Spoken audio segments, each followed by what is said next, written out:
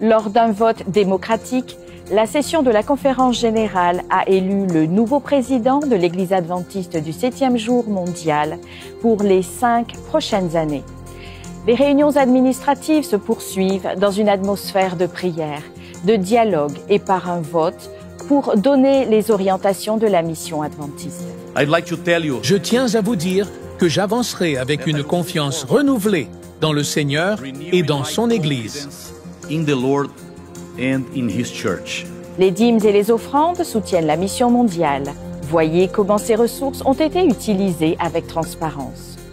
Plus de 210 pays présentent leur culture au centre de convention américain où la mission mondiale prend vie à travers des expositions. Les aumôniers attendent, prêts à fournir un soutien spirituel et émotionnel pendant la session de la conférence générale. Bienvenue dans cette édition spéciale d'ANN, directement de Saint-Louis, dans le Missouri.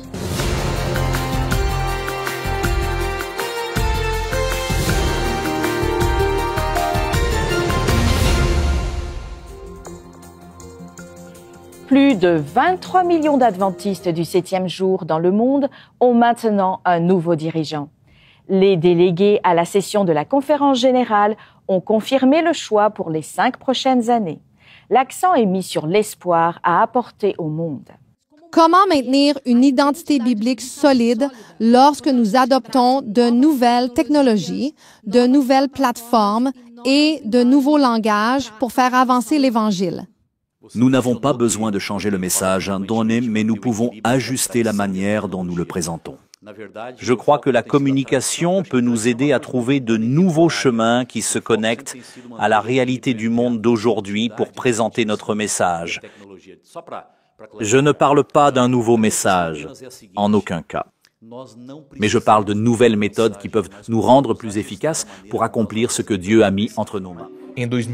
En 2021, Ayrton Carlos Köhler a été élu l'un des 3 administrateurs de l'Église adventiste mondiale. Il a exercé la fonction de secrétaire et conseiller pour le bureau de la mission adventiste, le bureau des archives, des statistiques et de la recherche, le service volontaire adventiste et l'Institut de la mission mondiale. Il était responsable de la partie technique et des procédures de l'organisation adventiste, ainsi que des initiatives missionnaires dans les régions sans ou avec une faible présence adventiste. Né à Caxias do Sul, dans la Serra Gaúcha, dans une famille de 3 générations de pasteurs, Ayrton a su très tôt qu'il suivrait les traces de son père dans le ministère pastoral. Doctorant à l'Université Andrews, dans le Michigan, il a obtenu son diplôme en théologie à l'UNISP en 1989 et a terminé sa maîtrise en théologie pastorale en 2008 à la même institution. Il a commencé son ministère en tant que pasteur d'église dans la ville de São Paulo. En 1994, il a été choisi pour diriger le ministère des jeunes dans l'État du Rio Grande do Sul. En 1998, il a pris la direction du ministère pour toute la région nord-est, consolidant son influence et son parcours auprès d'une génération consacrée à servir Dieu et l'Église. En 2002, il a été secrétaire exécutif de l'Église adventiste pour le Sud, du Rio Grande do Sul. En 2003, il a été choisi pour diriger les jeunes de toute l'Amérique du Sud. En 2007, à 38 ans, il est devenu le plus jeune président d'un siège administratif de niveau international. Ayrton a été le 8e président de l'Église adventiste pour toute l'Amérique du Sud. Pendant les 14 années où il a dirigé les adventistes en Amérique du Sud, il a renforcé l'œuvre missionnaire de l'Église par l'expansion et le renforcement de la communication adventiste, la création du projet Impacto Esperanza et l'envoi de missionnaires là où le christianisme est peu représenté. Depuis 1992, Ayrton partage la vie et le ministère pastoral avec sa femme Adrienne Köhler. Le couple a 2 enfants, Mariana, étudiante en psychologie, et Mattheus, un pasteur qui suit déjà les traces de son père. Lors de la session de la conférence générale 2025, la langue n'est pas une barrière, c'est un pont.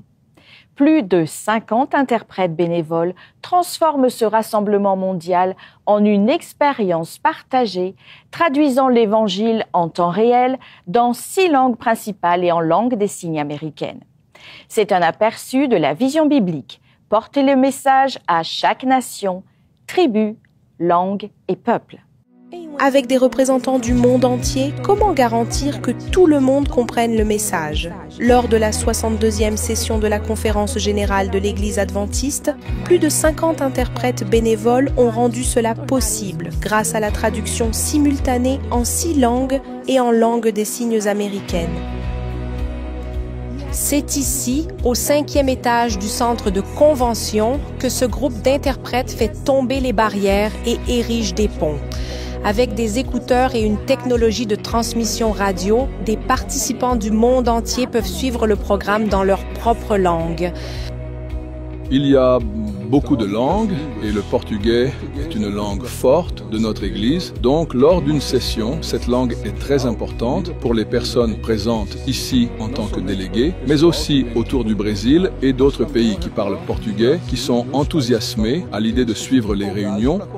Donc, ce travail que nous faisons, bien qu'il soit bénévole, est crucial, très important et nécessaire. La tâche exige concentration, agilité mentale et préparation technique. Beaucoup d'interprètes sont des professionnels dans des domaines tels que la diplomatie et l'éducation, y compris aux Nations Unies. Mais ici, tous partagent une motivation commune, considérer ce travail comme un ministère. Je comprends très peu l'anglais. Peut-être environ 20% des messages passeraient si je n'avais pas un instrument qui m'aide à comprendre pour interpréter et voter. Sans cette radio, je ne suis donc pas dans la session de la conférence générale, je ne viens rien faire, je ne comprends rien, je ne me nourris pas. Je pense que c'est un instrument indispensable pour tous les délégués qui ne parlent pas anglais et nous sommes nombreux. Et cette radio est notre interprète, n'est-ce pas, pour nous connecter avec tout le monde ici présent. Depuis 2002, le service de traduction a également été élargi aux diffusions en ligne. En 2025, en plus des diffusions traduites par de vraies voix, 29 autres langues sont traduites et générées par des voix créées par l'intelligence artificielle. Cet effort technique et spirituel accomplit la mission décrite dans Apocalypse 14:6, apporter l'Évangile à toute nation, tribu, langue et peuple. Ici, une sorte de Pentecôte moderne se produit où chaque personne entend dans sa propre langue. Active dans plus de 200 pays, l'Église adventiste du 7e jour intervient là où les besoins sont urgents et où les solutions ne peuvent pas attendre. Lors de la session de la conférence générale, les dirigeants montrent comment la mission avance rapidement, de la réponse aux catastrophes à l'éducation, de la santé à la durabilité. C'est une structure mondiale qui connecte les gens pour apporter soin, soutien et espoir tangible. L'Église adventiste du 7e jour a une structure organisationnelle qui s'étend de la congrégation locale au siège mondial. Cette structure comprend plusieurs niveaux qui aident à garantir que la mission de l'Église est réalisée efficacement, tout en tenant compte de la langue, de la culture et des besoins uniques de chaque région. Niveau 1, l'Église locale. Elle est la base de la structure où les membres adorent, étudient la Bible et s'engagent dans des actions communautaires. Ces églises sont situées dans des zones urbaines, rurales et éloignées et sont connectées à un organe administratif plus large, la mission ou fédération. Niveau 2, la fédération ou mission. Ces bureaux régionaux supervisent un groupe d'églises locales, coordonnent le travail pastoral, fournissent une formation aux membres et promeuvent l'évangélisation. Juntas, as uniões formam a Associação Geral Global. Elles soutiennent et gèrent le travail des missions et des fédérations dans une zone A sede géographique mundial, plus que large. está em Silver Spring, Elles Maryland, forment nos Estados ensemble Unidos, la garante a Conférence unidade na Générale doutrina Mondiale. e na missão. Niveau 4. A Conferência Geral opera por meio de 13 divisões regionais Le que siège atendem mondial partes est específicas basé do dans le Maryland, aux États-Unis. Elle assure l'unité dans Além la de sua doctrine estrutura et la mission. administrativa, a igreja administra Elle uma rede fonctionne à global de travers 13 instituições. divisions régionales Presença em qui 212 desservent des países. parties spécifiques du monde. Mais de Au-delà de sa 22,7 structure milhões de membros. administrative, Pregação em l'Église gère un 535 réseau idiomas e mondial dialetos. d'institutions. Présente 9.419 escolas com mais de 2 plus de milhões de alunos. 7 millions de membres, 229 hospitais e prêchant clínicas, dans 535 langues et 22 dialectes, indústrias alimentícias e 940 57 et editoras, produzindo materiais em 1919 écoles, avec 342 plus de 2 idiomas. millions d'élèves, 229 Essas hôpitaux et instituições cliniques, apoiam a missão da igreja de 22 promover educação, indústrias saúde e alimentaires esperança, et ajudando 57 comunidades em maisons todo o d'édition, mundo a prosperar. produisant des De uma matériaux pequena en cidade na América do Sul a uma 342 escola na langues. África ou a Ces um hospital na institutions Ásia, soutiennent la cada mission de instituição faz l'Église en parte de uma matière rede maior. d'éducation, E essa de rede é santé que ajuda a et igreja a d'espoir. trabalhar Ce n'est globalmente pas sem seulement des deixar de bâtiments et des permanecer no bureaux, local. mais une Não se structure trata qui apenas de existe prédios pour e servir, escritórios. É aider, uma estrutura que existe para répandre servir, l'espoir et para connecter ajudar des as millions pessoas, sous para une seule espalhar a mission. esperança e conectar Et milhões avec em uma Jésus au única centre, missão, com guidant la Jesus no mission centro et de unissant tudo, des millions guiando a de missão cœurs e unindo dans une milhões seule de famille corações de foi em uma mondiale. única família global de fé.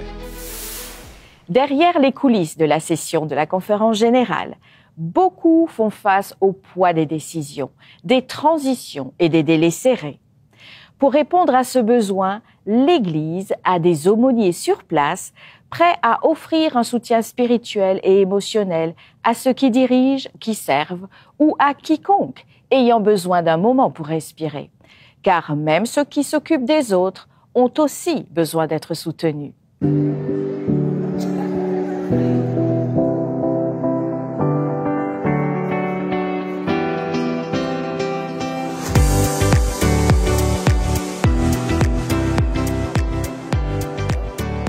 Pour de nombreux membres d'Église, une session de la conférence générale signifie retrouver des amis, assister à des services de culte inspirants et découvrir différents ministères. Mais pour certains dirigeants d'Église, une session de la conférence générale peut signifier un changement d'emploi. Si certains sont pasteurs, élus à de nouveaux postes de direction, tous ne sont pas réélus. Les anciens dirigeants peuvent alors être confrontés à des émotions difficiles et chercher à rester concentrés sur leur vocation spirituelle. Imaginez que vous venez à cette session et que vous avez un emploi, puis la commission de nomination décide d'aller dans une autre direction.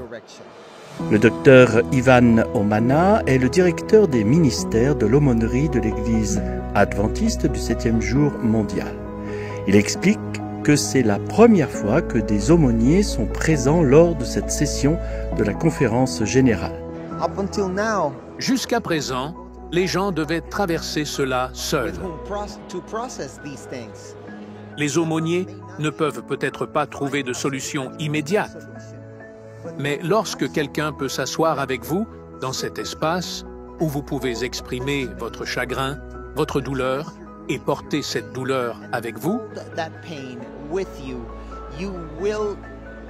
vous pourrez passer plus rapidement à la phase de résolution plutôt que de rester dans cette négativité.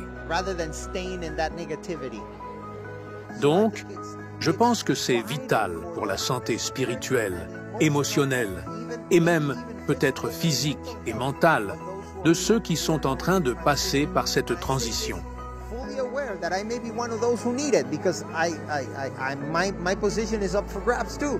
Les aumôniers sont des pasteurs, mais au lieu de travailler dans le milieu religieux, ils travaillent dans les milieux laïques.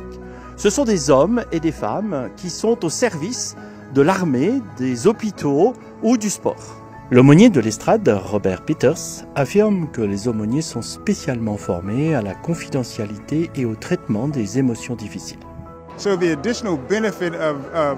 Et je dis cela en étant pleinement conscient que je pourrais être l'un de ceux qui en ont besoin parce que ma position est également en jeu. Les services d'aumônerie sont disponibles de 18 à 20 heures par jour en plusieurs langues tout au long de la session.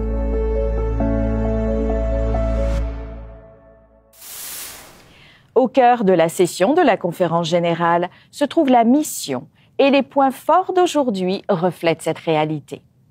Des moments de culte à l'impact mondial, de l'implication totale du membre, voici ce qui a marqué les dernières 24 heures et pourquoi cela compte pour la mission mondiale de l'Église. La 62e session de la conférence générale a été remplie de louanges édifiantes. Le programme a commencé par un concert musical.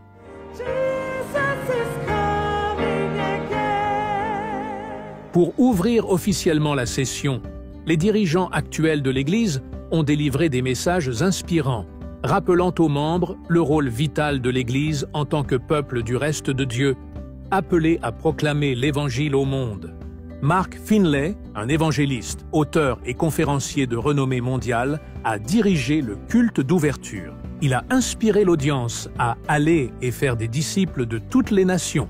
Je pense que le pasteur Mark Finlay a délivré un message formidable que Jésus revient bientôt et que nous avons besoin de l'effusion du Saint-Esprit. L'ordre du jour des réunions a démarré le premier jour de la session.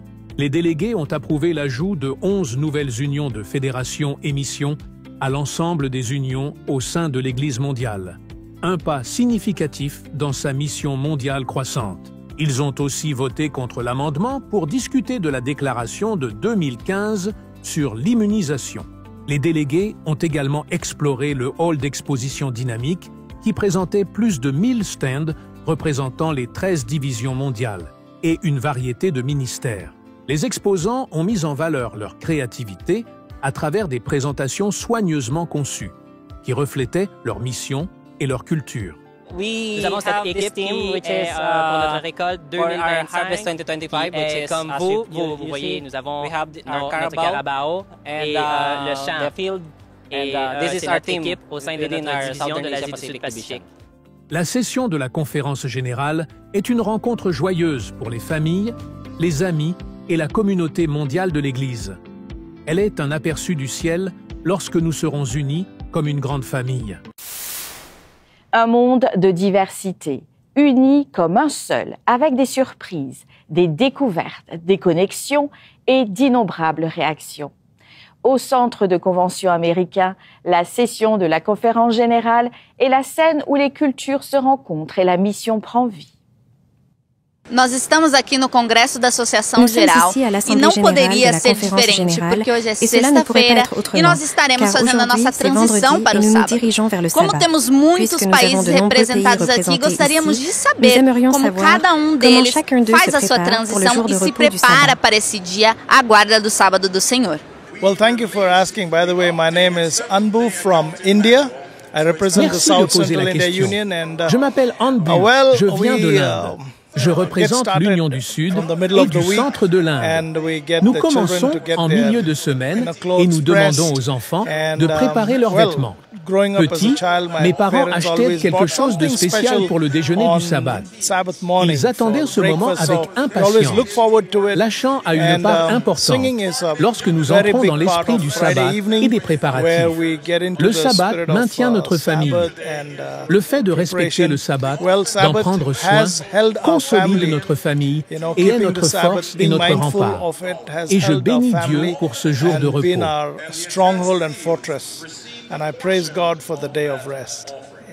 第4代的基督复临安师会的信徒，我现在正在 Andrews University 学习这个博士的课程，我是在教会历史部门下面的。然后在周五的时候呢，我会通常我们会首先预备自己的心灵，然后去参加一些在周五晚上的一些小组的聚会，然后跟伙伴们一起进行一些关于圣经的学习，然后会一起讨论我们在这周所得到的和我们在这周所需要去记住的一些事情，来我们的安息日预备我们的心灵，让我们更好的能在这个安息日的当中去感受我们上帝为我们创造的这个和平，这个美好，以及让我们可以在安息日当中有真正的一些收获。Lors des sessions administratives de la conférence générale, des décisions majeures sont prises dans un esprit de prière, de dialogue et de processus démocratique. Les délégués ont tracé la voie pour l'Église, y compris le choix du nouveau président mondial. Maintenant, en direct du cœur de l'action, voici les points forts des votes et ce qu'ils signifient pour la mission mondiale. Nous parlons en direct du America's Center Convention Complex, où le nouveau président de l'Église adventiste du 7e jour vient d'être élu, le pasteur Ayrton Keller, un Brésilien. Avec 1721 votes pour et 188 contre, Kayla a été confirmée par les délégués de la session de la conférence générale, représentant plus de 200 pays et reflétant la diversité mondiale de la dénomination. Ce moment a été marqué par un appel fort à l'unité et à la mission. Ce n'est pas le moment de se diviser, mais de nous unir, a-t-il déclaré. Nous travaillons tous ensemble avec différentes langues, couleurs, histoires. C'est notre appel. Unis, nous allons plus loin et plus vite. Nous demandons la direction du Seigneur pour cette Église. Il ne s'agit pas de personne, mais de la parole du Seigneur. Avançons avec foi. Né au sud du Brésil, le nouveau président est âgé de 54 ans et devient le premier Sud-Américain à prendre la tête de la dénomination au niveau mondial. Depuis 2021, il occupait le poste de secrétaire exécutif au siège mondial, après avoir dirigé pendant 14 ans la division sud-américaine, où il s'est distingué par son engagement en faveur de l'évangélisation et du leadership stratégique. L'Église adventiste compte aujourd'hui 23,7 millions de membres, une présence dans 212 pays, des activités dans plus de 420 langues, un impact fort dans les domaines de la santé, de l'éducation et des médias. Avançons ensemble avec confiance dans le Seigneur, a déclaré Kayla. Ne ratez pas les décisions qui façonnent l'avenir de l'Église adventiste du 7e jour en direct de Saint-Louis, la ville qui accueille cette rencontre historique. Continuez à nous suivre pour une couverture complète de la 62e session de la conférence générale, ici sur ANN. Happy Sabbath! Feliz Sábado! Sabato njema! Isabata elimyoli! Gesegneten Sabbat! Manuel Sabati! Feliz Sábado! Szczęśliwego soboty. Gesegneten Sabbat. Mayong adlaw igpapahulay. Feliz Sábado.